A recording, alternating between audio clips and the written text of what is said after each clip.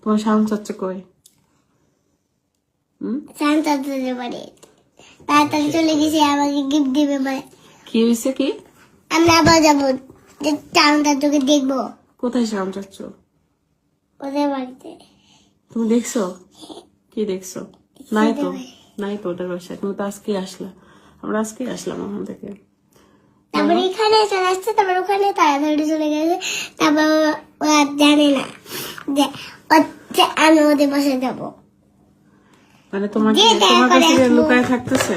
হ্যাঁ, ও মানে মানতেই চায় না।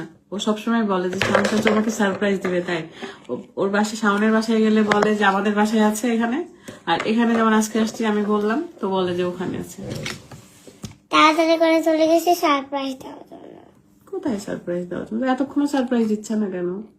আসতে বলো। ফোন দাও, তুমি দাও। তুমি দাও, ফোন তো নাই, ওর ফোন তো আমার কাছে। তাহলে ভাঙিয়ে দাও, তারপর কল দাও। নাই মা, সত্যি যদি সারপ্রাইজ দিতে আসতো। কে নাই? তোমার চাচ্ছু নাই। কেন? কোথায় গেছে? আল্লাহর কাছে ঘুরতে? চলে গেছে। মালার কাছে কি করে যায় মানুষ? যাও খেলো। মানুষ আল্লাহর কাছে কি করে যায় না? তুমি এখন বুঝবা না মা, ভালো না।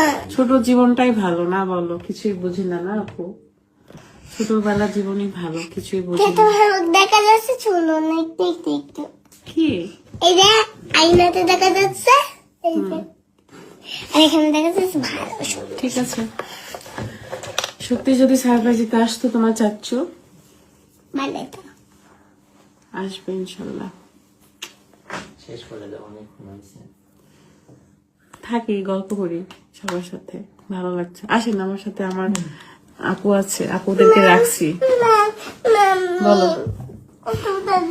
আসেন এখানে আপু, আসেন আসেন।